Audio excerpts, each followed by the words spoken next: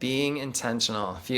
There's one thing you want to take away, people listening, be intentional about what you're doing with your kids because you love your kids more than anything else. You want what's best for them. It's time to force yourself through the discomfort of, all that pressure. I know what Yeah. I'm doing and why I'm doing it, and I trust that this is going to work out great. So whatever, Yep. and I agree with you, Matt. Whatever you choose, as long as you're choosing it and not just sort Yep. of allowing it to happen to you.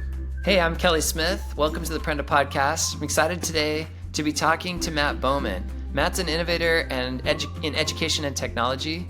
He's deeply dedicated to transforming the way children learn. He and his wife Amy founded Open Ed together, and the Bowmans have spent over 3 decades, going all the way back to being a teenager, helping personalize education for kids. They've combined cutting-edge technology with an entrepreneurial spirit to help students thrive in a rapidly changing world. Matt's a former 6th grade teacher and a tech executive, and he's been at the forefront of online education since the 1990s. We're going to talk all about Matt's journey, the principles and guiding building blocks that really motivate him and drive him, and he's built this up over working with a lot of kids over a long period of time. I think you'll find it super interesting just to look into Matt's brain and his soul in this conversation and hopefully take something away that can help you in your efforts to empower kids and help other people become learners. So with that, let's get into it. I'm so excited to be here with Matt Bowman. Matt is the founder and CEO. We'll talk about your background specifically here in a little bit of Open Ed and what you've done before that. But Matt, can you give us just like a quick intro? And I'd love to start as far back as you're willing to go with your encounter with this thing we call school. Well, it's great to be with you, Kelly. So happy with everything that Brendan's been doing. Very mission aligned with your work. So I'll go back to birth. I was born to 2 educators. So there you go. That's the short story. I started actually my first education company when I was 17. I ran a summer sports camp for neighborhood kids and just loved teaching kids stuff. And then I ended up going to college and getting my degree in elementary education, and just educator is just in my DNA. So I even looked up and I think I had a grandma and a great grandma that were teachers. So it goes a long way back in education in my blood. And you were a teacher yourself at one point. Can you talk a little bit about your experience in the classroom? What were you hoping that would be, and what was it like? Yeah, so I taught 6th grade up in Washington State. Loved it. That age group is just one of my favorite age groups. Honestly, it's just so exciting to see that transition from young to teen to, into adulthood. So, to answer your question on what, I jumped into teaching thinking I, really wanted to change the world and help kids as teachers do and educators want to. Looking back, we stifle so much of that energy in the classroom. Teachers aren't given that freedom to just excite and inspire young minds. We have turned teaching into test preppers, and that's it. And it just drives me crazy. So anyway, I love teaching. I loved helping. We did a lot of self-directed learning projects. I really saw that can work if you give kids space to think on their own instead of trying to overly structure every minute of their day, especially that 10 to 14-year-old age group.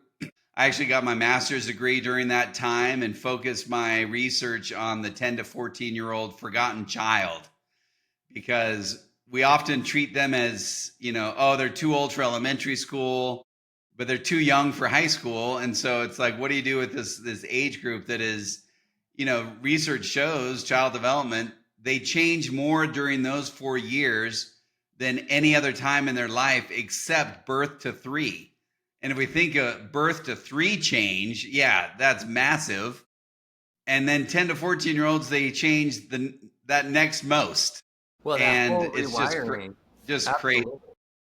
Wow. So you were there. I think it is a special type of person that can see the beauty in that age group. You definitely hear, yeah, they get a bad rap in the teacher's lounge, let's just say. And my wife and I were just at a church camp. We were volunteering with kids around that, kind of the upper end of that age group. And it's fascinating. I mean, you can see that It's not the most natural thing in the world to love them the way, you want to scoop up a baby and hold them. And yet, if you can see past all of the shenanigans, there's something truly beautiful about it. I mean, they're so scared and they're encountering all these changes, and that's amazing that you were able to see that as a teacher. Did you feel like you were authorized or allowed to do some of the student-centered things that you wanted to do? I mean, tell more of your story, because I think this is going to lead to what you've done since.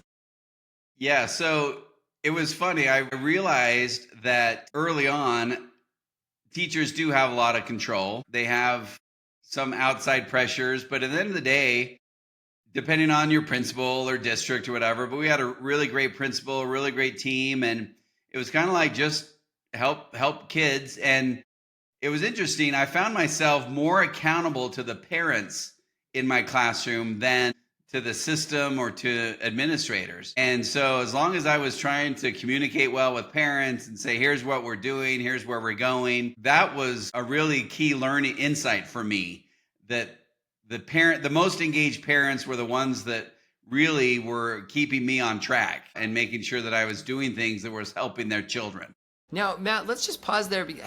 That's really rare in a traditional classroom, to get that sense of accountability to the parents and this idea that these are my customers and I want them to be happy. You didn't have to feel that way. I mean, how did that happen? I imagine there were people in the same building as you running classes that didn't feel that way about the parents. So where did that come from for you, and how did you get to that? Well, you're correct that I was a lone wolf in that sense, that not many teachers shared that perspective that I had. And where it came from, I don't know. I think just the general principle, the DNA in me is we're there to help families. Like I had the perspective that parents need help. And so that's what I was doing. I was providing a service to partner with the parent to help raise this fun and energetic 11-year-old, right? And so, it's a good question. I don't know where it came from. My mom, her DNA is just helps everybody.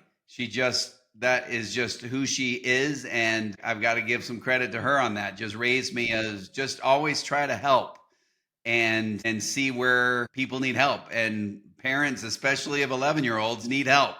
And so I wanted to be, a helpful person for them. It's interesting to hear you use this word help. I mean, I think there's been debate in recent years in education about whose kids these are anyway, that sort of question. And, I think there are educators, and I think it's well-meaning in a majority of cases, that really they feel primary responsibility. Like, the parents don't know, I have to get them to this place. But even embedded in what you're saying, I'm looking at these parents, implicitly you're saying it's their responsibility to raise the best versions of these young people as they can. And I see myself as a helper, a servant, to support that cause. I mean, I would just want to, I'm dwelling on this a little bit extra because I hope our listeners are reflecting on just the underlying assumptions behind what education even is. It's not give us your children for 13 years and we'll turn them into something amazing. It's let me help you. And in each case, that's something amazing that I think everybody wants for their children. It could look different, right? And I will get into the personalization aspect of it as well. But I think that servant leadership and that desire to help, like you're talking about, is really at the core. So where did it go from there? I mean, you didn't teach forever. You spent some time in the classroom and then you did other things. Well, yeah. Well, let me just cite something because I'm glad you went deep on that principle of partnering with families and not saying that it's the public schools' role to do it all. Right. Because in our book, my wife and we have 5 children and we're raising them. And part of that story we can get to. But I share this, or she writes this in the foreword, assessed how many hours a day children are in a traditional public school setting versus at home.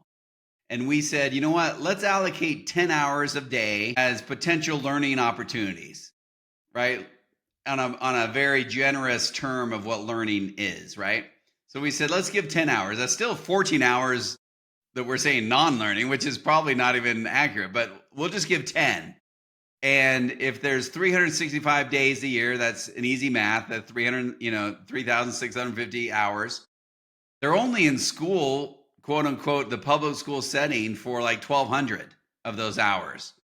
The other 2,400 hours is at home or under, direct control and supervision of the parent. So that's, I think, what initiated that was that and we say this in the book too, is whatever testing we do in school, they're measuring what's happening outside of school more than what they're measuring inside of school.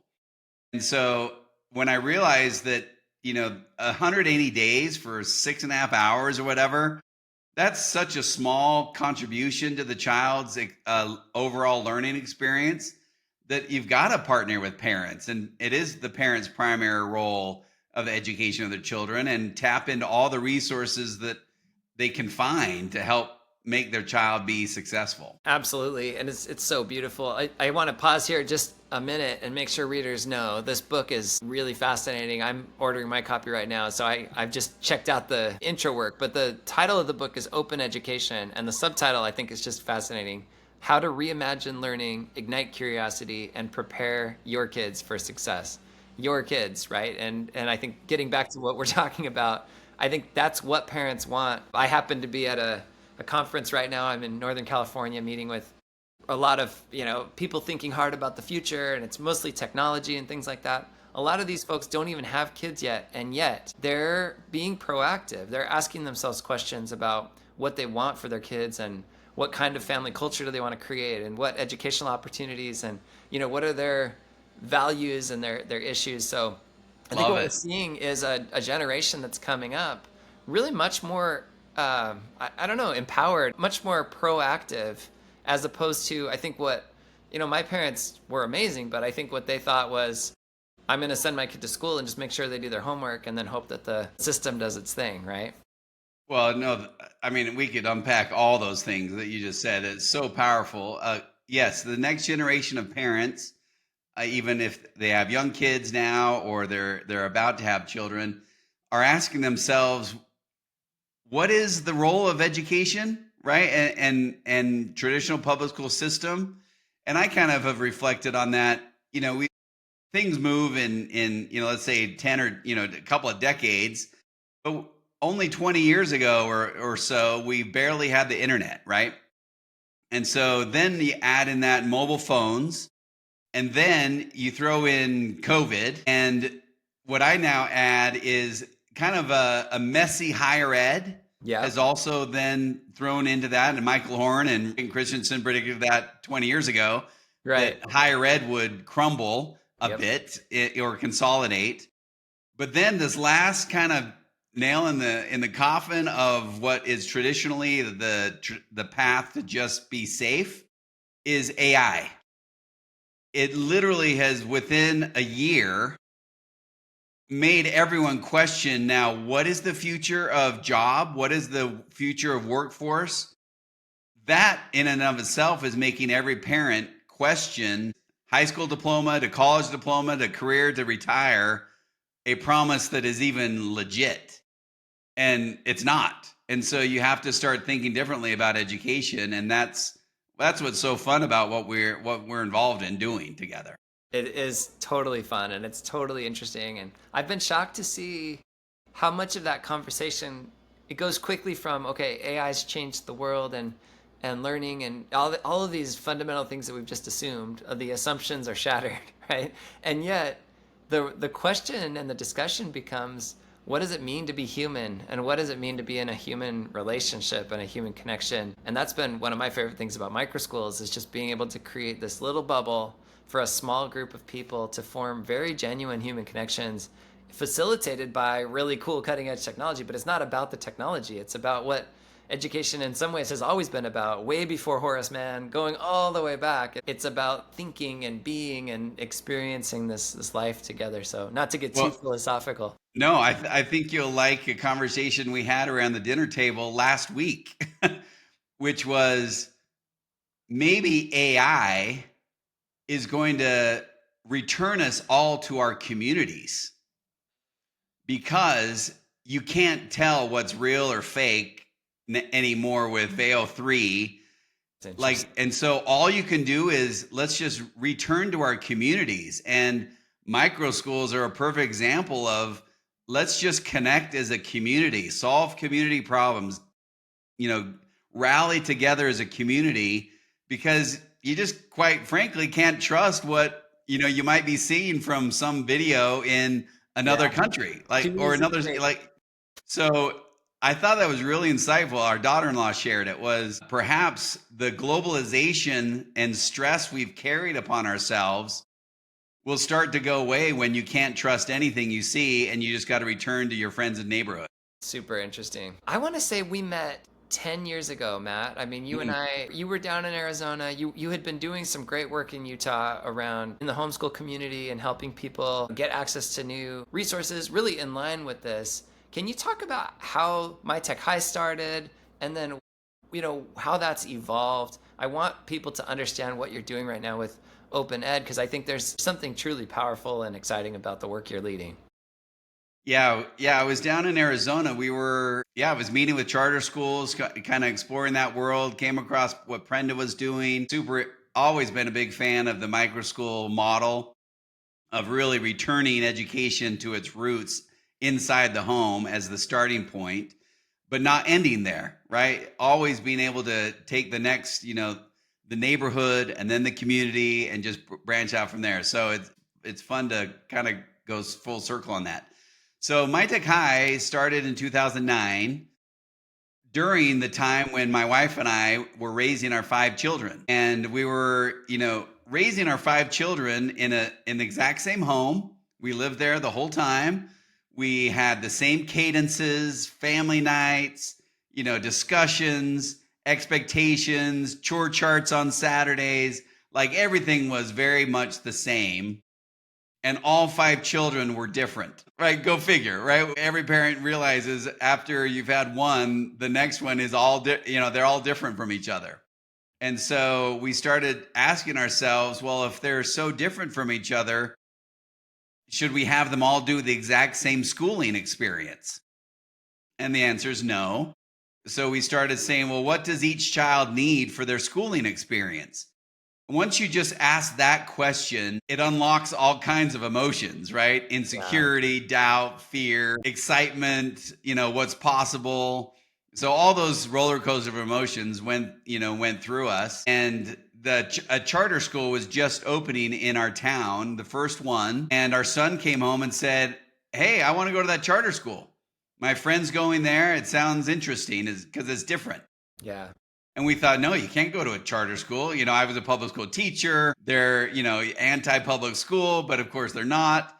And so we looked into it and we're like, this sounds like a really good fit for our oldest. And so we sent him, and it started in 7th grade or whatever. And so then our next son, when he got to 7th grade, we sent him and he liked it. Our third son came and we sent him and he hated it. And he said, no way am I staying there. I'm going to the district school. And so all of a sudden we thought we were all invested in this new charter school. Everyone's going to go. But our third went there for a year and said, no, thanks, I'm out. And we gave him a voice. We let him say, maybe that's not the right fit for me, mom and dad. And we said, oh, well, now we're going to have carpools for 4 different schools. Right. And we said, well, let's just figure it out. So that's part of that story is we realized then I bet other families are dealing with the different children that need something differently. It's so funny. And I think too often we're so conditioned on one size fits all, right? It's like, here's the way this works and everybody does it. And there's comfort in that. Maybe humans are tribal, inherently tribal. Yeah. That's part of how we operate. But we're scared to then get off that assembly line and do something different. But then what's crazy is even the people who do that, and you guys make this move to a charter school, you can still get stuck in one size fits all. It's a different size. It's like not that size, this size, right? And so that's what really open education message is no longer be constrained by a box of even the box of homeschooling or right. Oh, do you do unschooling or do you do classical unschool? Like there's all these boxes inside of homeschooling. Yeah. And then there's the box of public school or charters, district school or charter school box. Yeah. And then there's private school box. So we're like, break down all the boxes and just say open education is tapping into everything that works for your child, Mm, period. yeah, Even microschooling has its own little subset, right? absolutely. Yeah, and it's not, again, not for everyone. There's kids that come and it's like, Right. that's not the right fit for me. Maybe it's this micro school and this culture, or it's like I really want to be around like large numbers of kids, which isn't possible in a micro school. Well, you'll get this. I was chatting with a group of parents last week, and one of them said, I felt bad when my two oldest kids were loving the micro school and my third wasn't. Because when I moved him to a different micro school or a different co-op or something, everyone said, "Well, why would you leave your other two? If you're leaving, it's bad, it must be bad."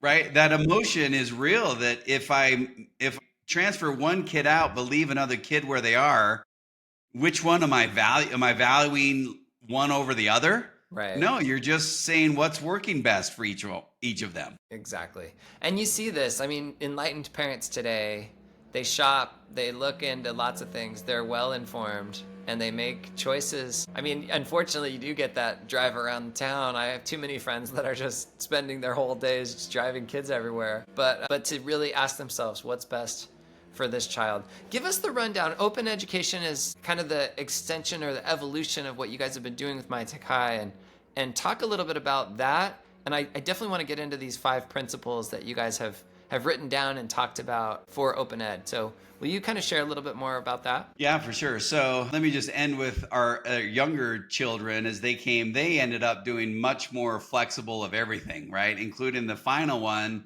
just worked on her associate degree in the morning and then met her friends for lunch, release time, and ceramics, and was a 3-sport athlete. And so it was just like the total mix of everything we've been talking about, we saw in our youngest finally come to pass. And that was super cool. And with My Tech High, we've been running it, since 2009. Last year, my wife and I, who have been, we co-founded it together. We've been pretty much, we're not business management people by DNA. We're educators. And since COVID, spike of enrollment never went away because people loved what they found when they got personalized education.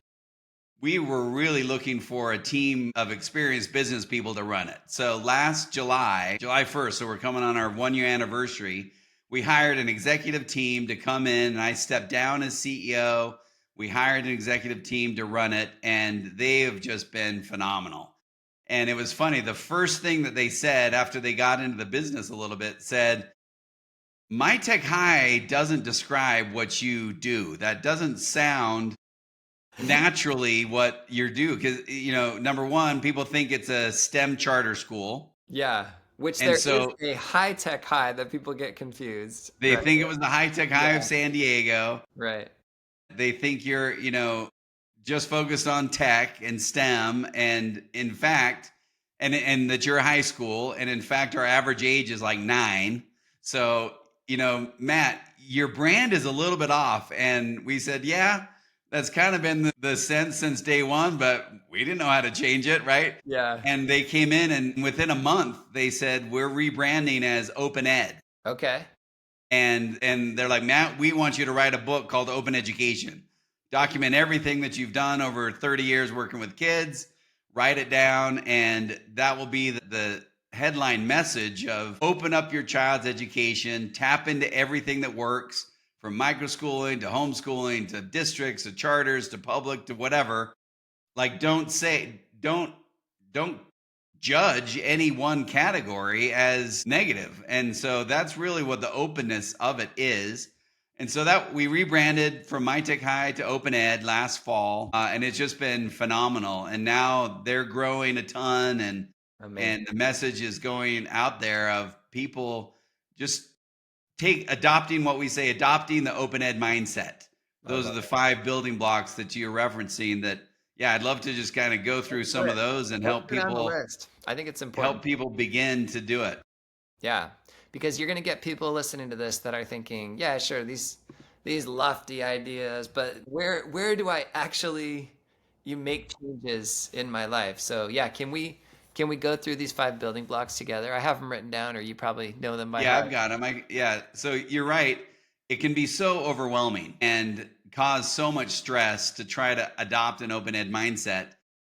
But this book really breaks it down to the very basics. Like, it is accessible, it's readable, it's not a textbook, and it has some very practical exercises any family can do to just increase a little bit of their openness and start to see what that feels like.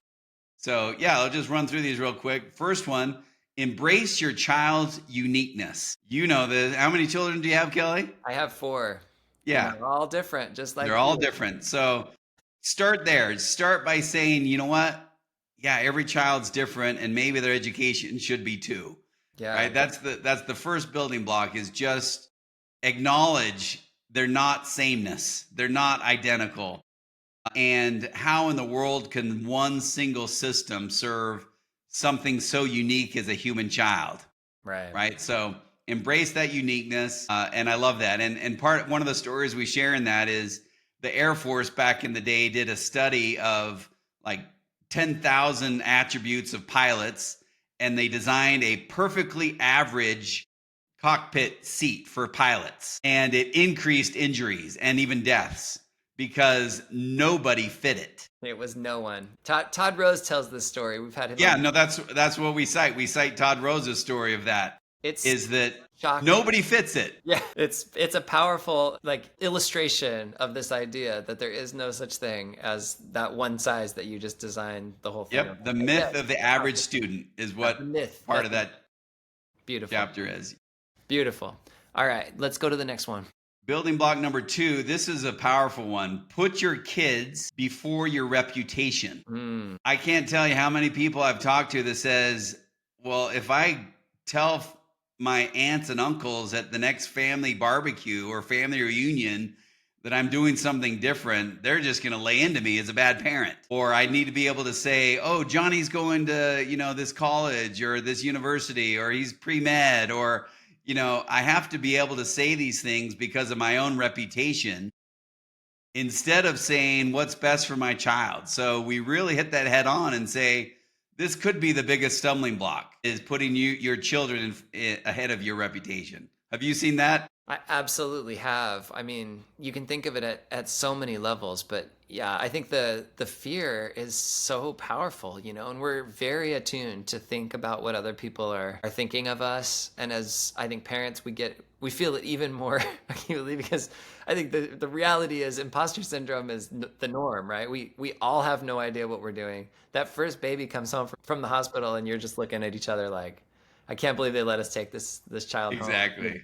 And it really is like we don't know. There are people with good ideas, but you don't know anything, and you know that. And so then if someone comes at you with, I mean, this is a very minor version of this story, but we had our first kid in Massachusetts. It was a little bit more, I don't know, like hippie-ish. Like the medical profession just had different ideas about some things than maybe we had grown up with, and the pediatrician, she was awesome. She saved our baby's life, actually. There were some complications, and I'll always love her. But she was so disgusted that the diet didn't include goat cheese. She was like, you need to be giving goat cheese to the baby, like as he got a little bigger. And I remember being like, we don't eat goat cheese. Like, I don't know anyone that eats goat cheese. Like, we were just these like, podunk hicks from out west, and it was just like, I remember feeling so judged, and it was weird. Like, I'm sure she just meant it as an offhanded comment, but for us it was like, we're doing everything wrong. Oh no. We're wrong. Yeah, and it doesn't feel good. Like, so your ego's screaming at you to please not do the weird thing, because if these comments come, like, your ego says we can't handle this. We got to just stay in line, do what everyone else does. And I love that you're just giving it a name and saying, don't allow your that fear, that reputational fear, to get in the way of what you instinctively know to be right, which is your child. Yes. I mean, you do want what's best for your child. Trust your instinct. Yeah. And part of that too is, one of the stories, I'll just share a quick story from that chapter, which is Isaac was doing an apprenticeship program for an alternative to college, and meeting with a mom with a daughter that was a college graduate and a son that had just dropped out of college. And she said, quote, I wish my son were more like my daughter. And so Isaac dug deeper and said, "Tell me about your daughter." And she said, "Oh, she's always just gotten perfect grades. She graduated from college, but now, he's like, "Well, what's she doing now?" "Well, she's has high anxiety, depression. She has a big, debt, and she can't find a job in her profession. So Mm, she's unemployed right now, just living in my basement." And he said, "Okay, but she was great. She followed all the rules." right. And and Isaac said, "Well, tell me about your son that you're so concerned about." He took one semester of college, dropped out. He's making $5,000 a month running a business that he started himself, and he won't ever go back to college. And he's happy as can be and thriving. It's crazy. But I know. because You she can see couldn't where. tell her grandma that he was in college, she Yeah. criticized his choice. Yeah. And it was just so eye-opening that happens over and over again. Parents need to get past that and be able to say, what I want to answer is that my child is thriving. It's Right. not that they are just following a prescripted path.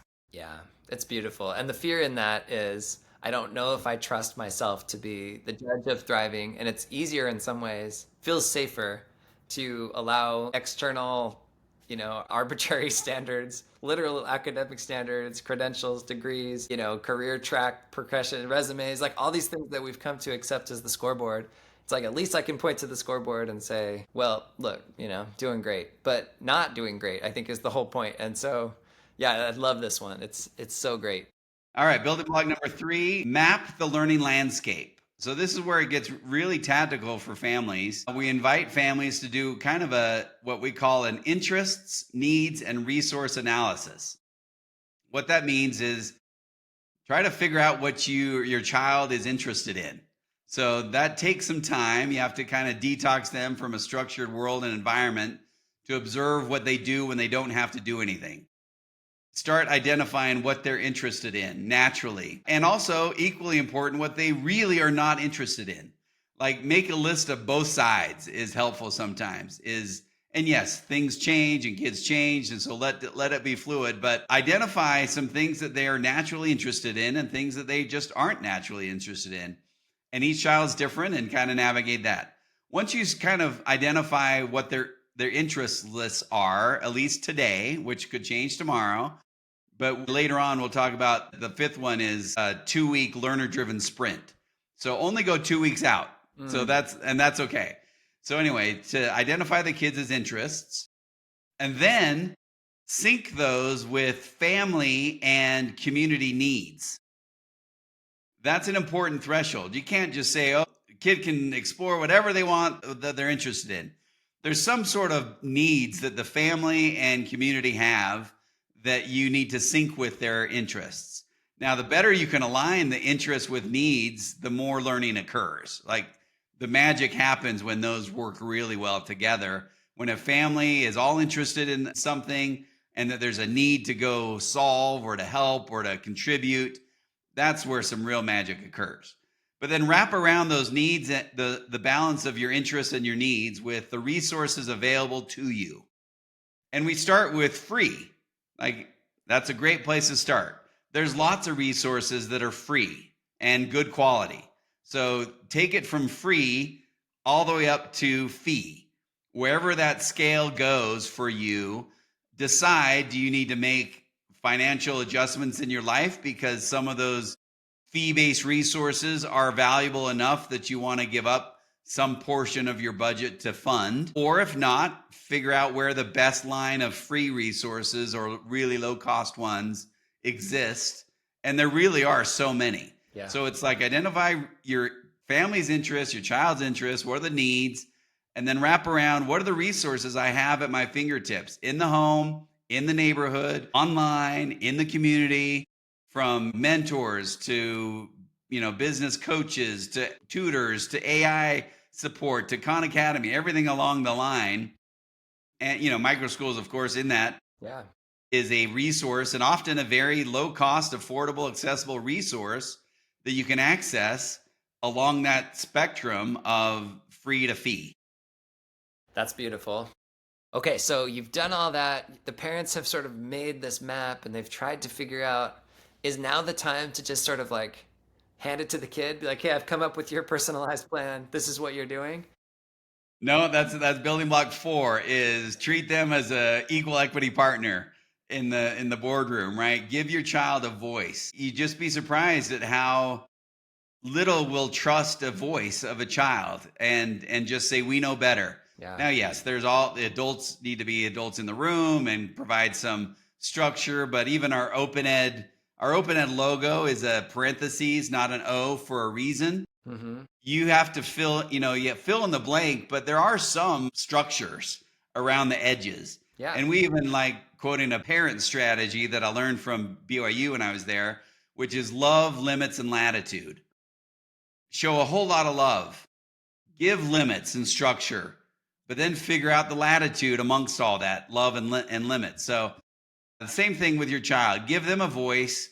Let them, again, this parent conversation I had last week, someone said, my daughter just hates math. Say, well, you know what? It might be that she hasn't found a curriculum that has clicked with her brain yet. Ask her to go find the math that syncs with her brain and come back and report to you. And she's like 12, right? Yeah. And the parent said, can they do that?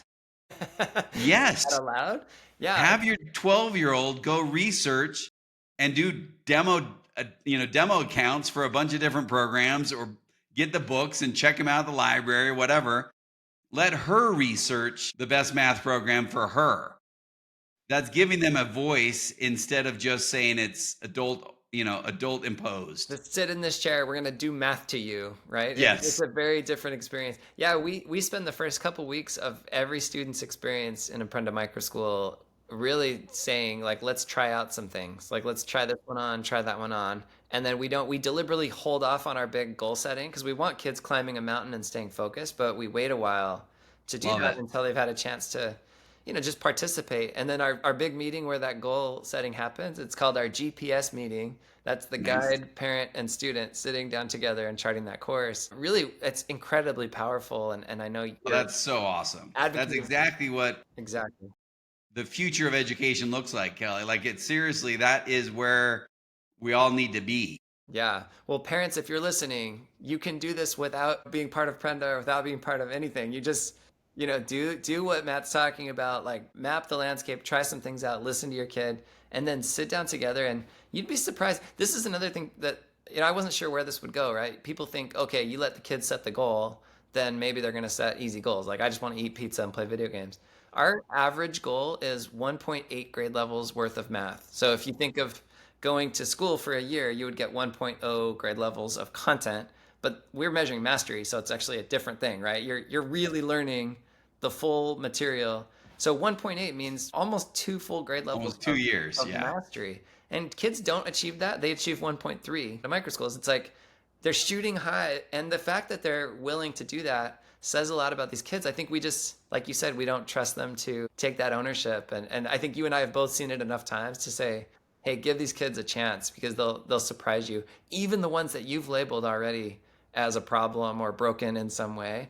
And maybe especially. Yeah, especially. Right? They just haven't felt like they had the reins to click their own way. Yeah. Yeah, no, I just love that. And just adding that, trusting them, kind of modeling for them, hey, this is your life. This is, you're growing up yourself. Like, how can we help you become the adult and future person you want to become? It's not just on me to make all that happen. Like, this is a joint effort together. Incredible. Let's solve that together. I love it. Well, let's talk about the 5th building block. We've got these sprints that you were referring to. Give us sort of a picture, an example of what that might look like. Yeah, it's once you identify needs, the interests, needs, and resources, invite the child to do a self-learner project for 2 weeks.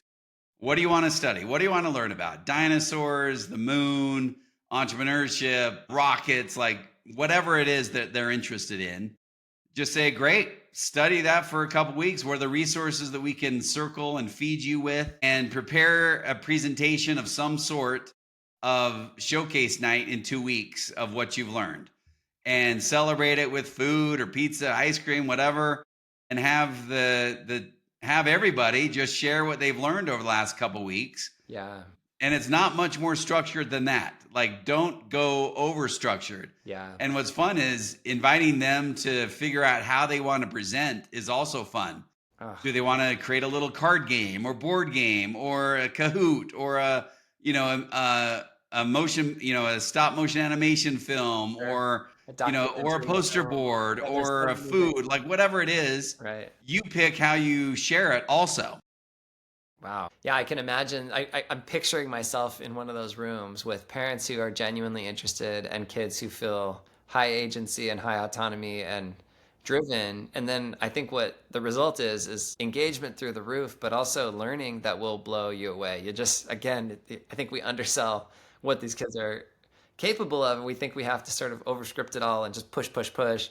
And we're in that tug of war that's frankly unproductive in so many Well, it cases. is. We actually cite in our book a research study around.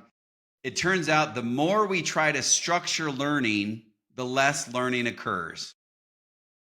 Katie from our team does a demo with our guides because we're training them on this, and she'll have somebody stand up and she'll just start pushing against their hands, and if you're pushing on their hands, they push back. It's like this instinctive reaction. It's like, and then she pushes harder and harder, and she's not like a Right. super big, strong person, but she's pushing really hard and they're pushing.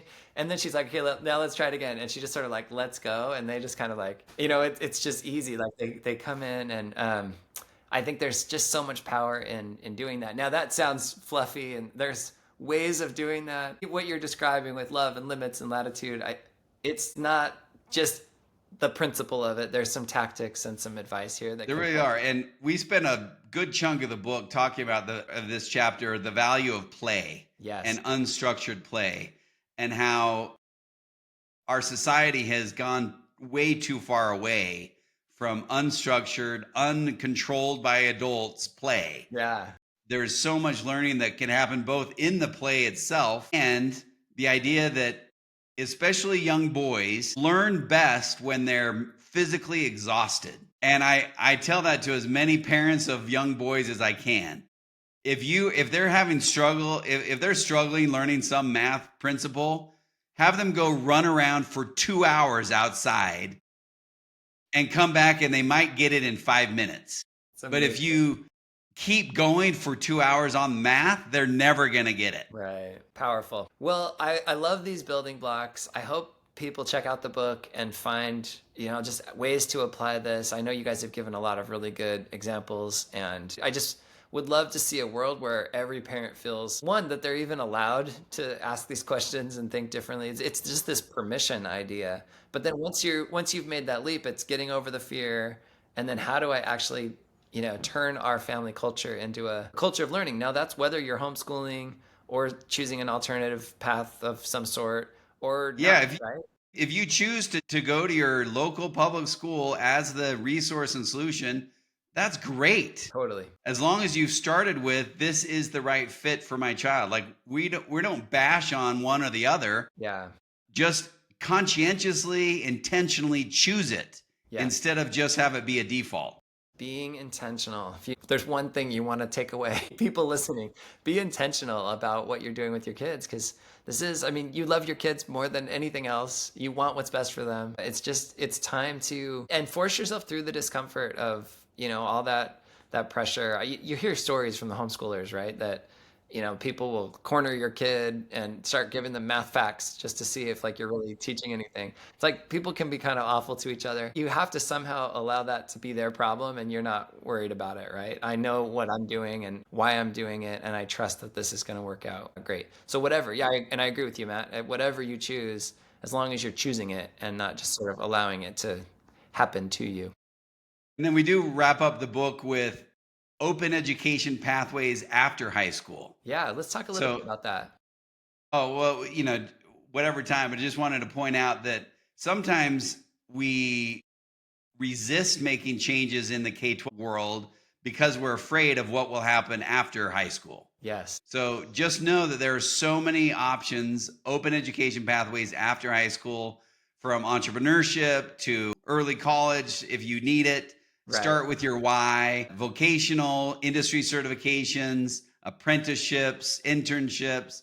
what we say, what's old is new again, and that's from learning from others who are in the business that you want to be in already. Go ask them for guidance, coaching, mentorship, and the old apprenticeship model Yeah. is real and alive. Like, you can do that, and you don't have to just have one singular 4-year university degree. Is no longer a promise that fulfills for almost anybody.